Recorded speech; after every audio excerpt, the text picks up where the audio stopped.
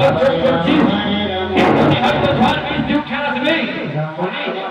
চঞ্চলকে আগে কিনে দেখা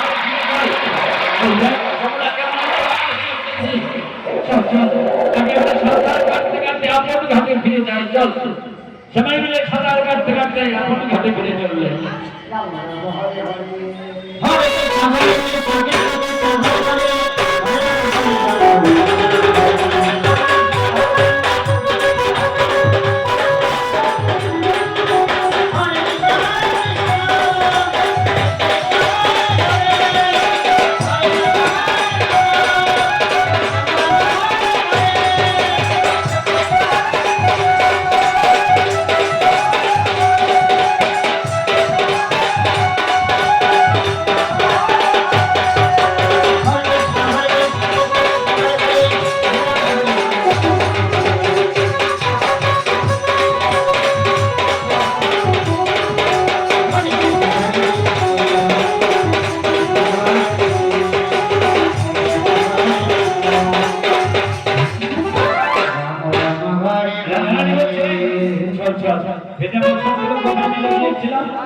আগে ভেজা বাসন গুলো নিয়ে আসি। চল সবাই মিলে চলেছে ভেজা বাসন আনতে।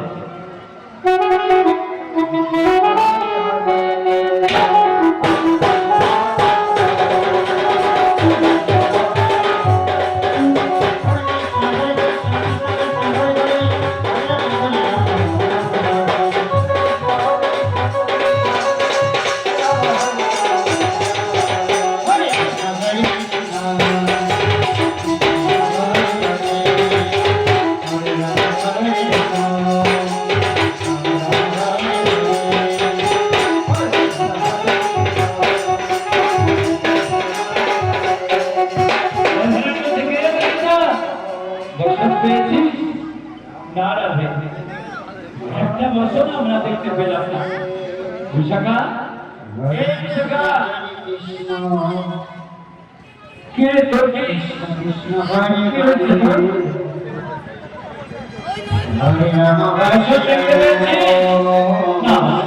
একটা বছর দেখতে পেলাম।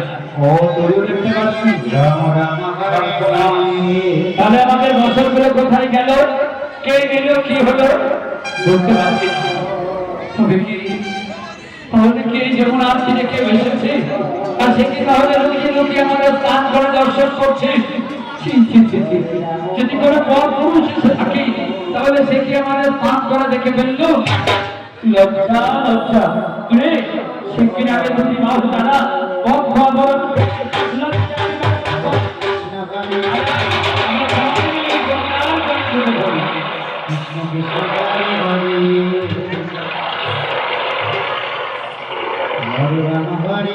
কিন্তু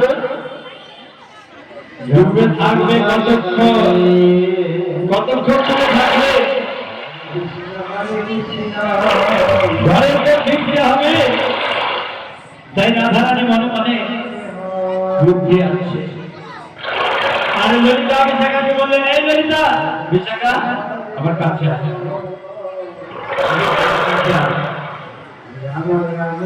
ললিতা বিশাখাকে নিয়ে যুক্তি করছে। কৃষ্ণ হরে কৃষ্ণ, কৃষ্ণ কৃষ্ণ হরে হরে, হরে রাম হরে রাম।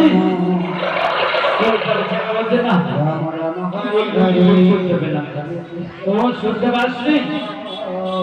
তা পাবি কেন? এই জন্য তো বলি মাঝে মাঝে গ্রাম একটু পরিষ্কার করিস, বুঝেছিস? এদিকে আবার বলছি, এই চন্দ্রলতা, তুই ছোট সঙ্গী সব কথা তোর শুনতে নেই, দূরে থাক।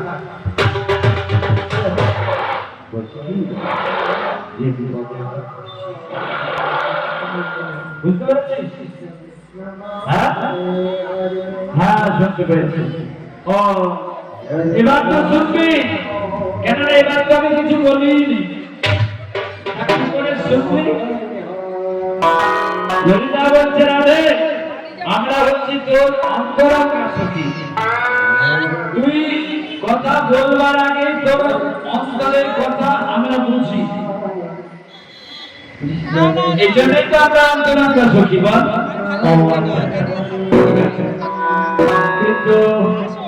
কিন্তু কি করি এখন? বছর না পেলে তো ঘরে ফিরতে পারবো না, এই জন্য যন্ত্রণা উঠতেই পারবো না।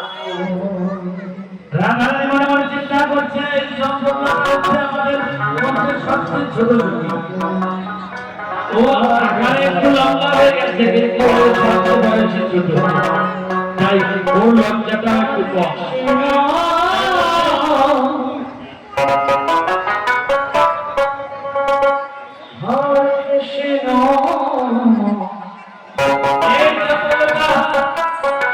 আমার কাছে আয়, কৃষ্ণ কৃষ্ণ। তুই তো ছোট সখী বল, তোরা তো লজ্জা সরম কি বল? আমি ছোট সখী, তোদের মতো লজ্জা সরম আমার। এই বলছি কি, শোন না, তুই একবারে একটা কদম গাছ দেখা যায়, ওই কদম গাছের কাছে গিয়ে ভালো করে দেখে আয়। আমাদের বছর গুলো ওখানে গেল, কে নিল, কি হলো? তুই বলছিস না রে? তাহলে তোরা এখানে বস, আমি দেখে আসি। এবার রাধারানী আমার চলে, রাধারানী আমার বসলে আর চক্রবর্তী চলেছে, এক পা দু পা করতে করতে সবাই দিকে বসো। এবার রাধারানী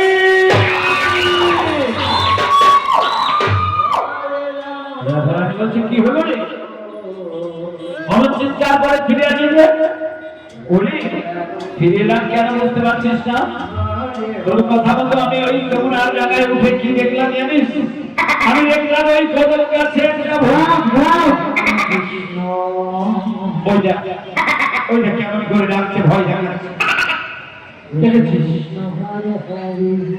রাধারানী বলছে, এই ঘর কাপড়টা নাই, এখানে ভূত কোথাতে আসে?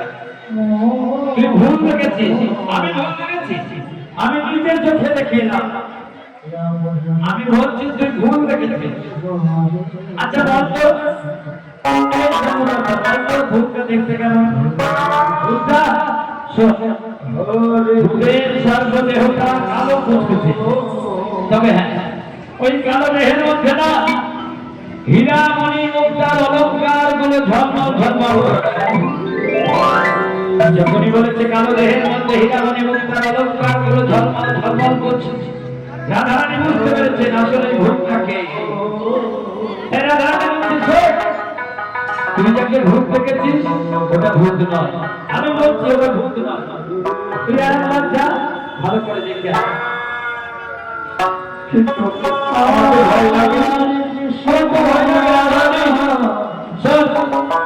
যদি ভয় লাগে তাহলে দূর থেকে বাহাত্তর নিচে দিয়ে তাকাবি, দেখবি যদি ওটা ভূত হয় তাহলে ভূতের কখনো ছায়া মাটিতে পড়ে না, আর যদি ওটা মানুষ হয় তাহলে মানুষের ছায়া মাটিতে পড়ে। যদি ছায়া দেখতে পাস তাহলে এগিয়ে যাবে, কেমন? হ্যাঁ, তা ঠিক। ঠিক আছে, আমি যাচ্ছি। একবার দুবার করে যখনই ওই কলঙ্ক বৃক্ষের গোড়ায় গেছে, রাধারানী তো ঠিকই বলেছেন, সেটা ভূত নয়, এটা আমাদের কেটে শোনা ভূত।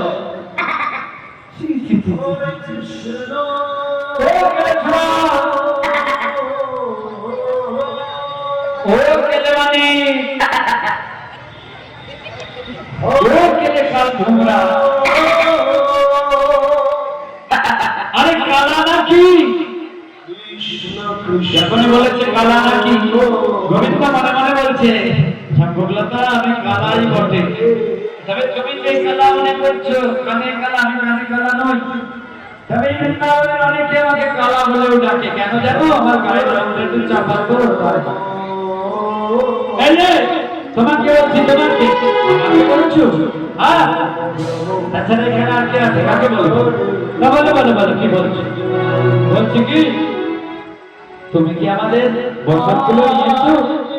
বলবে বসত? না না না, বসত দর্শন আমি নেই, বসত না নেই।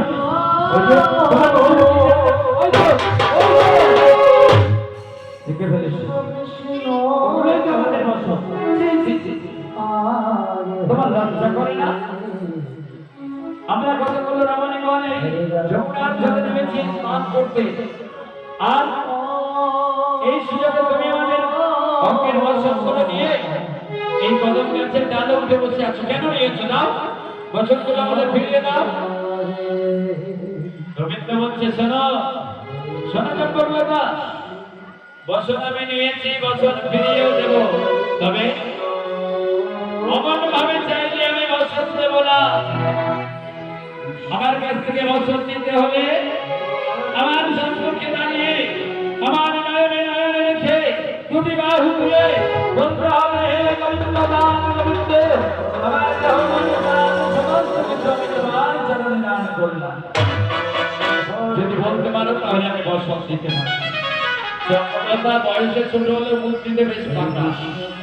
এদিক ওদিক চতুর্দিকে তাকিয়ে দেখছে, এখানে আর কেউ নেই তো? না না, আর কেউ নেই। তাই যদি দুটি বাহু তুলি তাহলে যা দেখার এই কেলে ছড়াই, আর তো কেউ দেখতে পাচ্ছে না। বাহু তুললে তো বসত দিয়ে দেবে, আর বসত ফেলে ঘরে যেতে পারবো। এবার চক্রবর্তী দুটি বাহু তুলে বলছে, হে গোবিন্দ প্রাণ গোবিন্দ, এই যে দেখো আমি আমার দেহ মন প্রাণ জীবন যৌবন সমস্ত কিছু তোমার চরণে দান করলাম।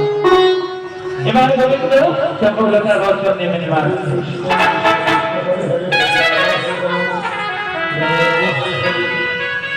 হরে কৃষ্ণ হরে কৃষ্ণ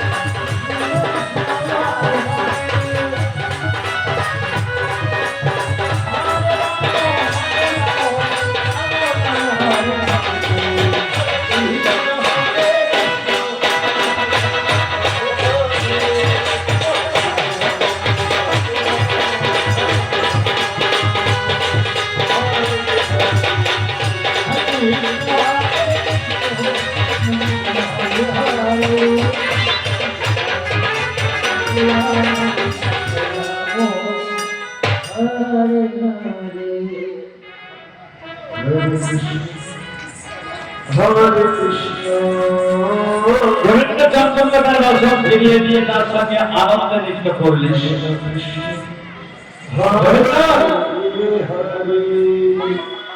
চন্দ্রদার বসন্ত ফিরিয়ে দিয়ে তার সঙ্গে আনন্দ নৃত্য করলে, সব ঠিক আছে, আলিঙ্গন করলে সব।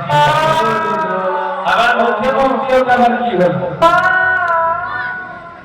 গোবিন্দ বলছে চুম্বন করলাম, চুম্বন করে কিছু অনুভব করলে না, কিছু মুখে গন্ধ 7 দিন পর দাঁত বাজে। ও বাবা, গোবিন্দ আবার হাত ইশারা করে দেখাচ্ছে, তার মানে এর অর্থ হচ্ছে আমার কাছে সবাই সমান, কিবা ধনী কিবা গরিব, কিবা কালো কিবা ফর্সা, কিবা বেঁধে কিবা লম্বা, কিবা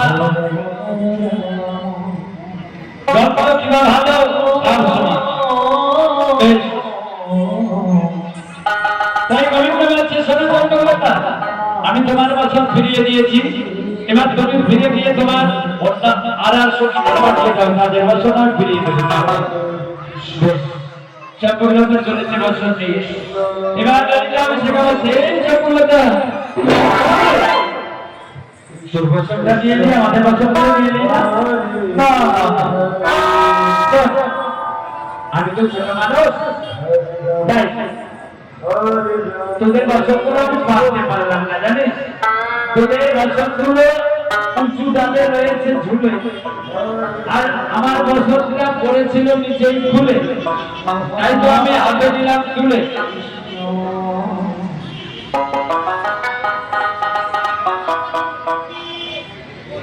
কৃষ্ণ কৃষ্ণ হরে হরে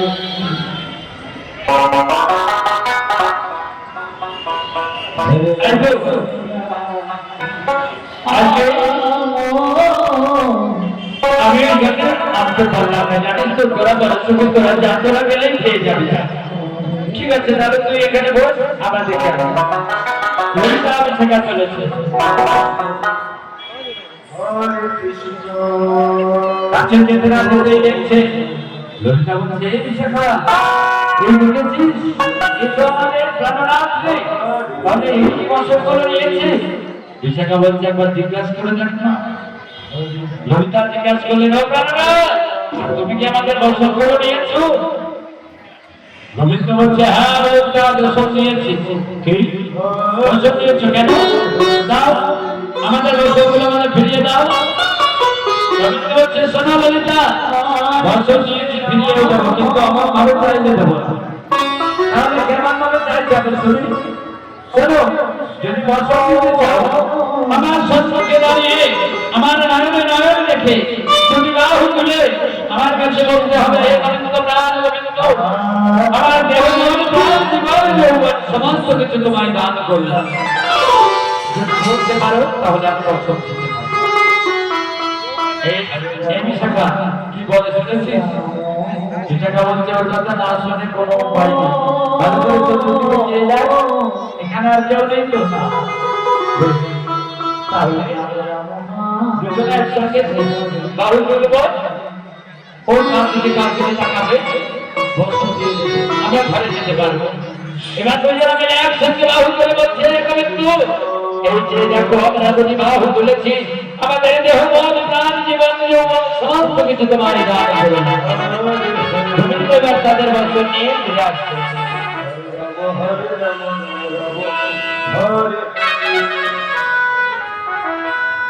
হরে কৃষ্ণ হরে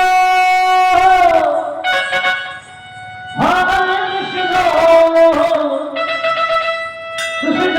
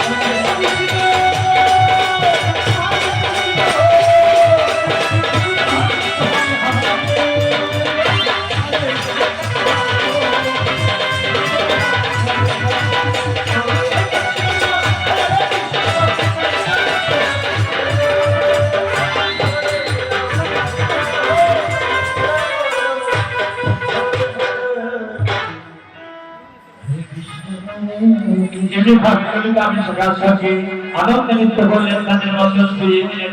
গোবিন্দ বলছেন, শোনো ললিতা বিশাখা, বছর আমি ফিরিয়ে দিয়েছি, এবার তোমরা ফিরে গিয়ে তোমাদের অষ্টসখী শিরোমণি আমার রাধারানীকে পাঠিয়ে দাও, তার বছরটা আমি ফিরিয়ে দেবো। চাও এবার ললিতা বিশাখা ফিরে চলেছে, আমাদের বছর ফিরিয়ে আমরা চলে যাই। রাধারানী চায় যখনই নিজেদের বছর নিয়ে চলে যাচ্ছে, কি ব্যাপার? নিজেদের বছর গুলো পেয়ে আমাকে এই বিপদের মুখে ফেলে ধুয়ে তোরা চলে যাচ্ছি। তোরা আমার অন্তরার কাছে এই তোদের বছর গুলো নিয়ে নি, আমার বছরটা নিয়ে নি না। না না না বছর গুলো যেখানে আছে না, কারো বছর কারো কাছে দিচ্ছে না। বছর আমরা গেছিলাম, আমাদের বছর হয়ে গেছে, তুমি যাও, তুমি গেলে তোমার বছর হয়ে যাবে। আমি দেখে আসি।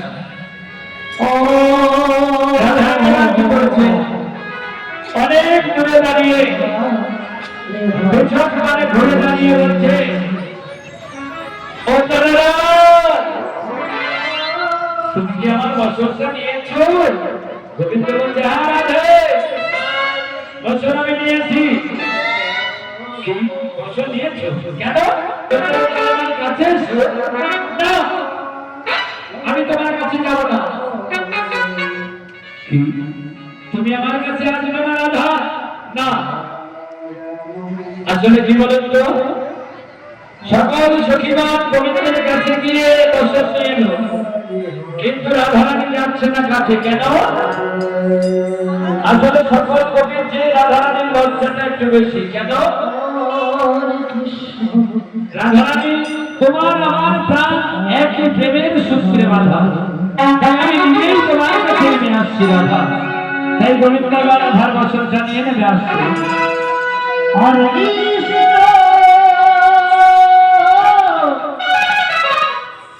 হরে কৃষ্ণ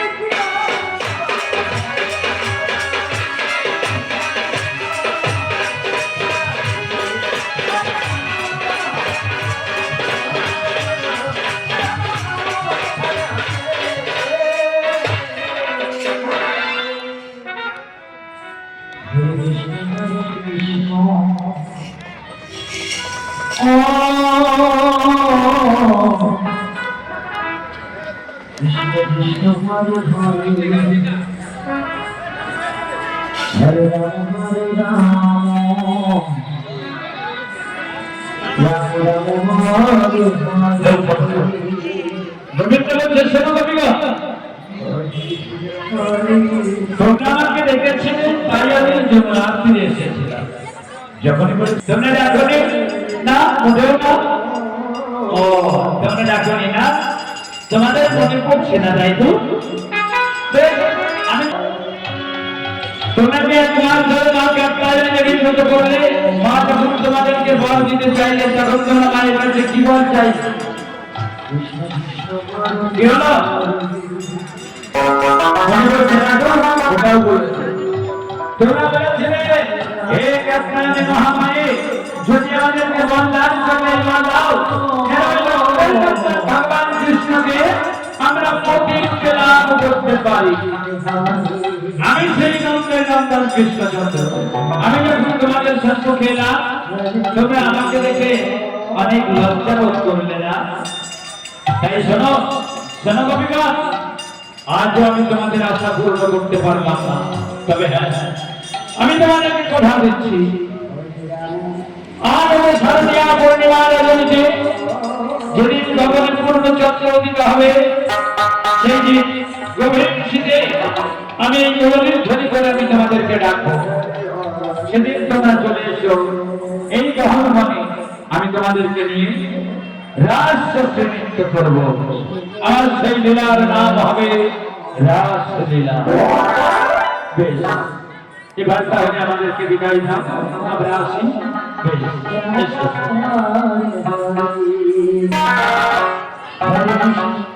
হরে কৃষ্ণ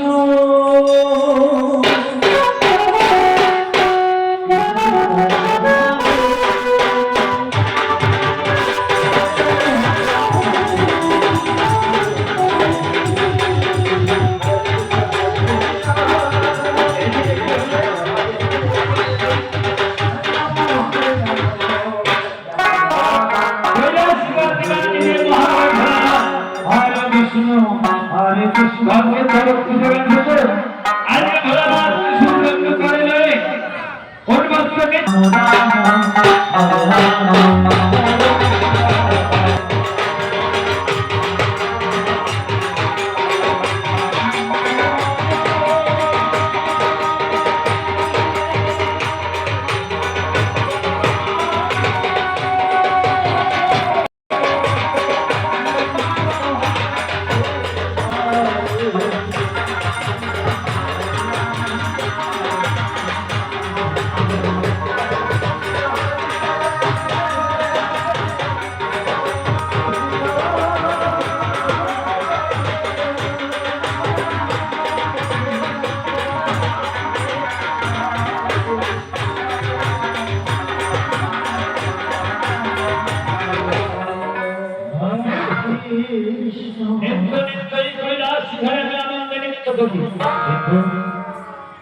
আজ আমাদের মধ্যে মধ্যে কেমন যেন একটা দিলানন্দের অসীম সংকেত বুঝতে পারছি।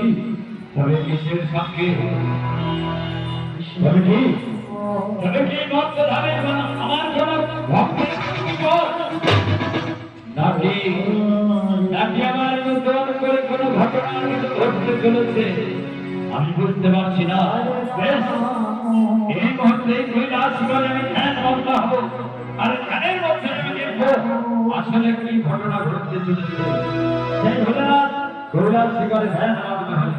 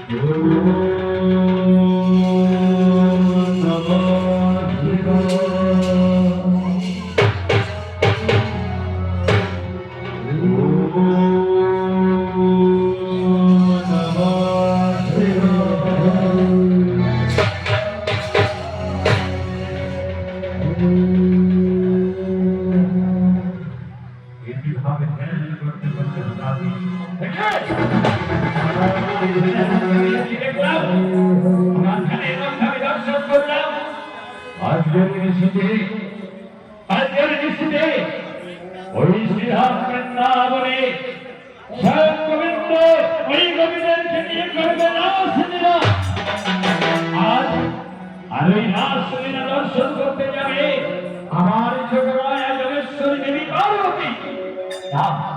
আমি কৈলাস শিখরে একলা, আমার পার্বতী যাবে ওই বৃন্দাবনে নাচ করতে।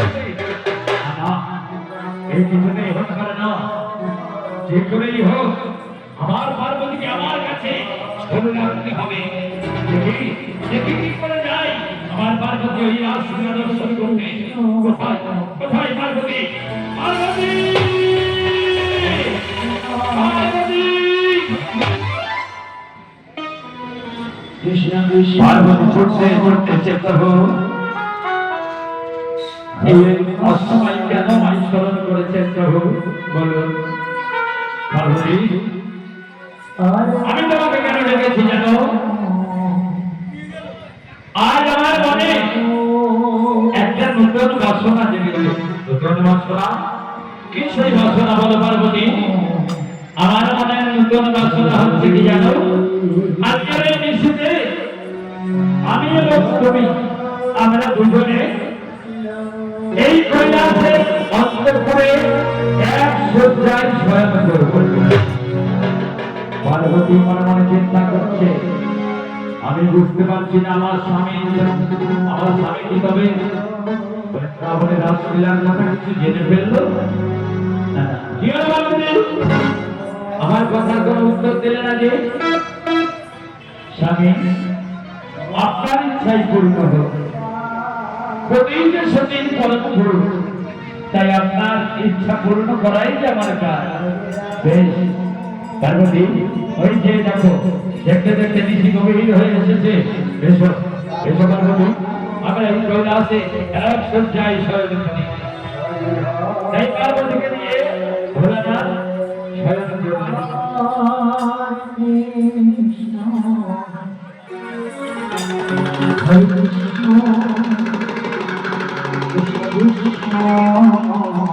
শুধু শয়ন করলেন তাই নয়, শয়ন করে আবার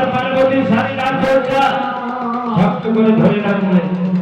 আর তাতেও বিশ্বাস পাচ্ছেন না, যদি যদি আমি থাকি আমার মা যদি চলে যাই, যদি চলে যায় না বলে দাঁড়া। এবার ভোলানাথ কি করলেন? ভোলানাথ তার চরণটা পার্বতী মায়ের গায়ের উপরে ফেলে দিলেন, যাতে আমার কাছ থেকে চলে গেলে যাতে আমি বুঝতে পারি। এমনি ভাবে ভোলানাথ যখন পার্বতীকে ধরে রাখলেন, এদিকে কি হয়েছে? পার্বতী মা মনে মনে চিন্তা করছে, আমি গোবিন্দের লীলা সহায়কারিণী যোগমায়া যোগেশ্বরী, আমি না গেলে তো গোবিন্দের লীলা হবে না। কিন্তু আমাকে এখানে সিদ্ধান্ত হবে না। এমন সময় কি হলো? ওই বৃন্দাবন থেকে গোবিন্দ মুরলী ধরি করে আজ যোগমায়া যোগেশ্বরী মাকে ডাকছে।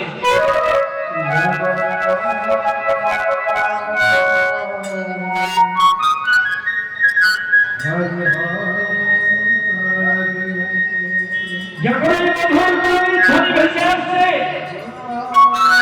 পার্বতী মায়ের কানে যখন প্রবেশ করেছে এই মুরলীর ধ্বনি, যোগমায়া যোগেশ্বরী মা এই মুরলীর ধ্বনি শোনা মাত্রই না, কিন্তু এই তো গোবিন্দ মাই ডাকছে বৃন্দাবন থেকে, আমাকে এখানে সিদ্ধান্ত চলবে না। কিন্তু আমার স্বামীকে কিছুতেই ঘুমাচ্ছে না, স্বামী না ঘুমালে চলে যেতে পারবে না। পার্বতী মা কি করলেন? আজ তার যোগনিদ্রাকে স্মরণ করলেন, হে যোগনিদ্রা, তুমি আমার স্বামীর কর্মে ভর করো। আমার স্বামী না ঘুমালে আমি যেতে পারবো না। তাই যোগনিদ্রা এসে আর ভোলানাথের দুটি নামে ব্যবহার করে এবার সেই নিদ্রা ছোট হয়ে আর ভোলানাথ ঘুমে ঘুমে ঘুমে পড়ছে। যখন ঘুমে ঘুমে ঘুমে পড়ছে, যোগমায়া পার্বতী দেখছেন, হয়তো আমার স্বামী ঘুমিয়ে পড়েছে, এই তো সুযোগ, এই সুযোগে আমি এবার চলে যাবো বৃন্দাবনে। পার্বতী মা ফিরিয়ে ফিরিয়ে আজ ভোলানাথের কাছে থেকে উঠে পড়লেন।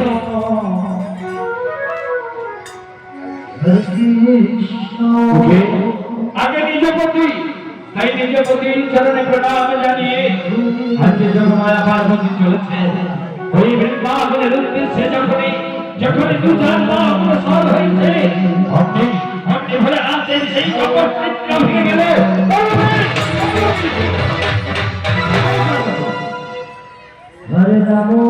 কোথায় চলেছ পার্বতী? এত গভীর নিশীথে আমায় কৈলাসে একলা ফেলে রেখে তুমি কোথায় চলেছ বলো? পার্বতী মা দেখছে ধরা পড়ে গেছি স্বামীর কাছে, তাই পতি পরম গুরু পতির কাছে কখনো মিথ্যা বলতে নেই। তাই যোগমায়া পার্বতী মা বললেন, স্বামী আমি যাচ্ছি ওই মধুময় শ্রীরাম বৃন্দাবনে। কেন? কেননা আজকে শ্রীরাম বৃন্দাবনে আদি গোবিন্দ ওই গোবিন্দের নিয়ে করবেন রাসলীলা। আমি যাচ্ছি সেই লীলা দর্শন করতে। না পার্বতী না, আমি পড়ে থাকবো এই কৈলাস শিখরে আমি না, আর তুমি যাবে ওই বৃন্দাবনে গোবিন্দের লীলা দর্শন করতে। না, তোমার যাওয়া হবে না। যখনই বলেছে তোমার যাওয়া হবে না, এবার যোগমায়া পার্বতী ভোলানাথের দুটি চরণ জড়িয়ে ধরে বলছে, স্বামী জীবনে আমি কোনোদিন আপনার কাছে কিছু চাইনি, কিন্তু আজ এই সর্বপ্রথম আমি আপনার কাছে চাইছি স্বামী, কৃপা করে আমায় বাধা না দিয়ে একটিবার আমায় অনুমতি দিন। আমি না গেলে গোবিন্দের লীলা হবে না, আমি যে তার লীলা সহায়কারিণী, তাই আমায় যেতেই হবে। পার্বতী যখন নাথর যাবে, তখন ভোলানাথ দেখলেন একটু যদি জোর করে আমি বাধা দিই তাহলে আবার হয়তো কোনো একটা বিপত্তি ঘটে যেতে পারে। তাই আজ ভোলানাথ বললেন, বেশ বেশ পার্বতী, তাহলে তুমি যখন যাবে বৃন্দাবনে আমিও তোমার সঙ্গে যাবো। না স্বামী না, আপনি যেতে পারবেন না, আপনার যাওয়া হবে না। কেন? কেন পার্বতী? আমি কেন যেতে পারবো না? কেন পারবেন না জানি? গোবিন্দের সমস্ত লীলার মধ্যে সর্বশ্রেষ্ঠ লীলা এই রাসলীলা। আর এই রাসলীলাতে ওই বৃন্দাবনের গোপীগণ আর একমাত্র পুরুষ অনাদি আদি গোবিন্দ, দ্বিতীয় কোনো পুরুষের অধিকার নেই, তাই আপনি যেতে পারবেন না। আমি আসছি স্বামী, আমি আসছি। পার্বতী চলে গেল, বেশ, তবে শুনে যাও পার্বতী, আমি আসছি বৃন্দাবনে। তবে আমি ভোলানাথ কাছে আসবো না, আমি গোপী সেজেই যাবো এই বৃন্দাবনে। তাই ভোলানাথ আজ চিন্তা করতে পারছেন না।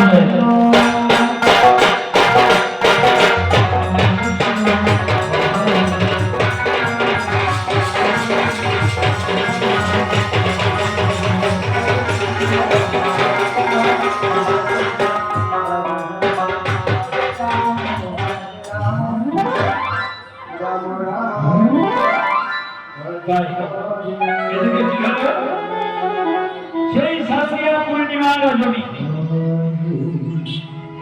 যখনই গগনে পূর্ণ চন্দ্র উদিত হয়েছে, তাই গোবিন্দ আমার তার সাথে মোহন লীলা হবে। আর ওই শিবক কেমন এসে দাঁড়ালে শিবকের এসে দিবাঙ্গ মাথা দাঁড়িয়ে অধারে মুড়ে দিলে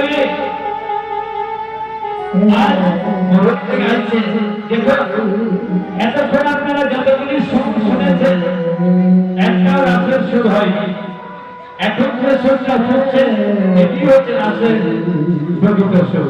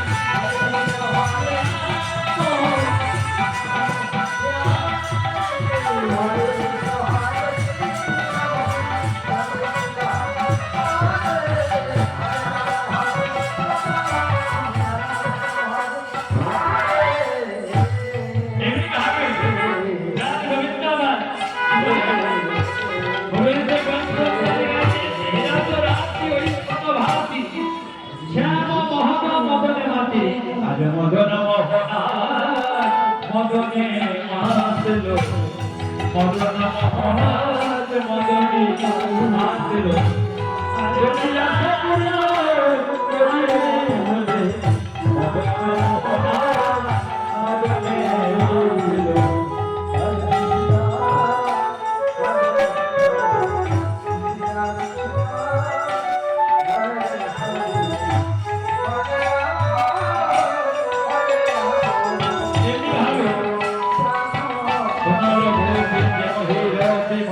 মনোহি আপনার সৌপিরে তাহিত যাহি মূলত মূলত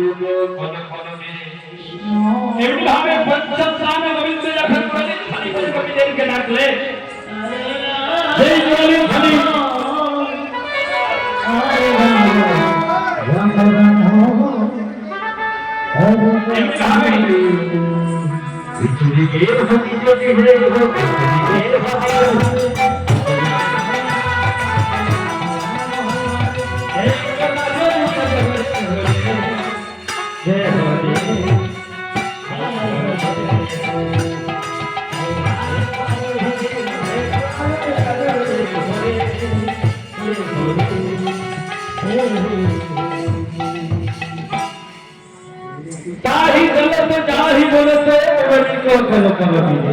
তাই গোবিন্দ যেখানে দাঁড়িয়ে মুরলীর ধ্বনি করছিলেন সেই মুরলীর ধ্বনি শ্রবণ করলেন যারা সেই আজ কি করেছে মুরলীর ধ্বনি শ্রবণ করে যে অবস্থায় ছিল অমনিভাবে ছুটে এসে আজ মনের ভাবনা একত্রিত হয়েছে আমার আধারানি বলছে যাবো তোরা আমাকে সাজিয়ে দে গোবিন্দা বলছে রাধে গোবিন্দ আজ শুধু তোমার একলা ডাকেনি আমাদেরকেও ডেকেছে আমরাও যাবো তাই আমাদেরকেও সাজতে হবে তাই বলে আজকের মতো যাবো সাজা শেষের সাজে সাজতে বসেছে কেন রাত ভাবছে যাবে বলে কেমন ভাবে সাজিয়ে দেখুন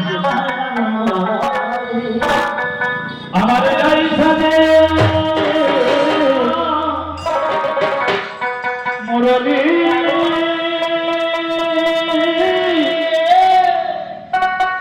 বাজে রে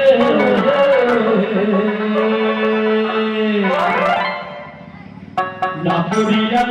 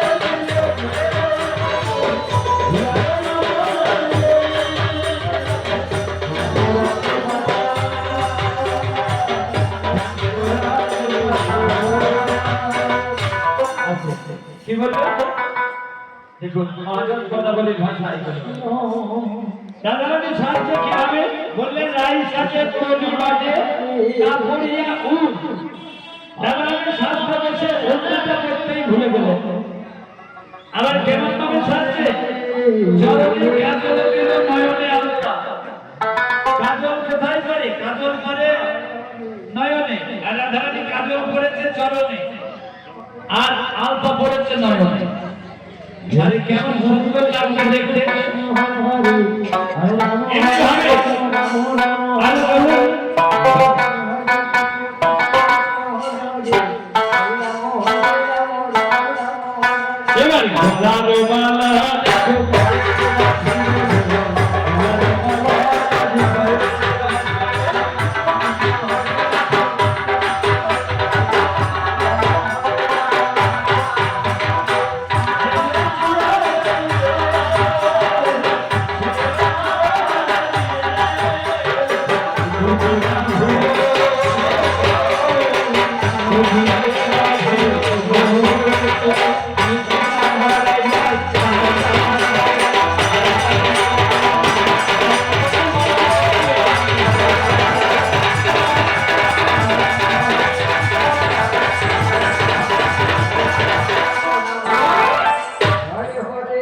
যেমনি ভাবে আলো কালো কাগজে নিয়ে তো সেজে উঠে সেই রাজা রবিবার আজ ছুটতে ছুটতে এসে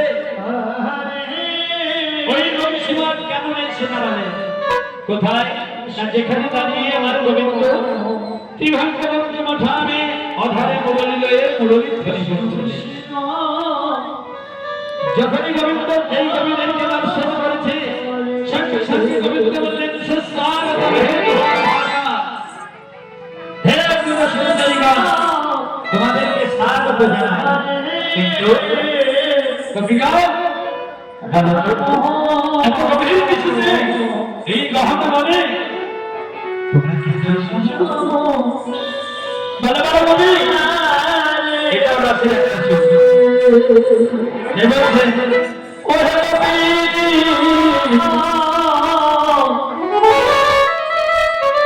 বলো কি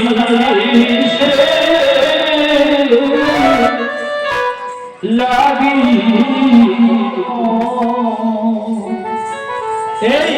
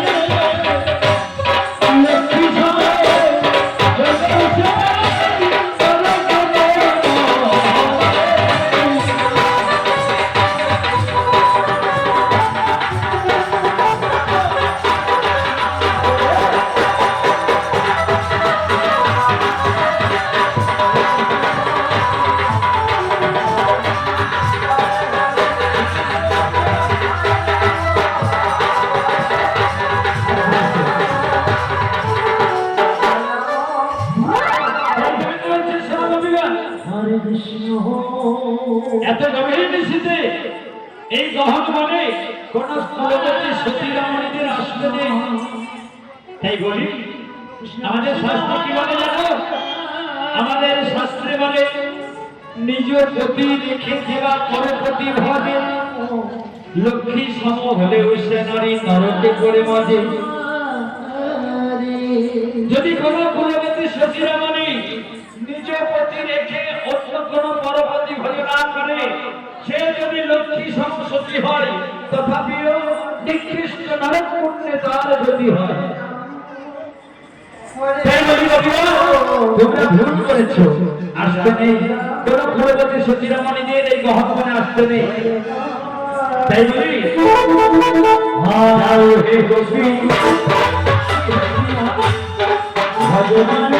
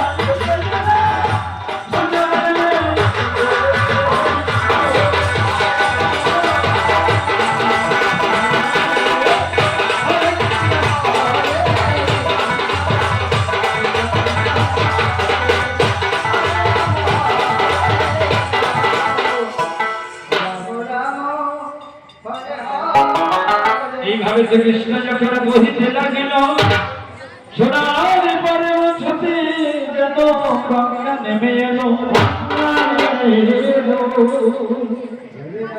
অর্থাৎ সোনার পর্বত শব্দের অর্থ কেন বোঝাচ্ছে? প্রত্যেকটি গোপীদের দেহগুলি যেন এক একটি স্বর্ণময় পর্বত। এমনি ভাবে গোবিন্দ যখন উপেক্ষা বাণী বলতে শুরু করলেন, গোবিন্দের সেই উপেক্ষা বাণী শুনে সকল গোপীগণ অধোগতনে মাটির দিকে চেয়ে আছে। আর বাম পায়ের মিথ্যা পুষ্ট দ্বারা তারা মৃত্তিকা খাওয়া করছে। অর্থাৎ তারা মা বসুমতীকে বলছেন, হে মা বসুমতী, কৃপা করে এই সময় তুমি দুহাত হয়ে যাও। আমরা যার জন্য এই গহনবনে ছুটে এলাম, এখন তুমি বলছো আমরা কেন এসেছি, কি করতে এসেছি, তাই এই মুহূর্তে তুমি দুহাত হয়ে যাও। আমরা তোমার কোলে আশ্রয় নেই।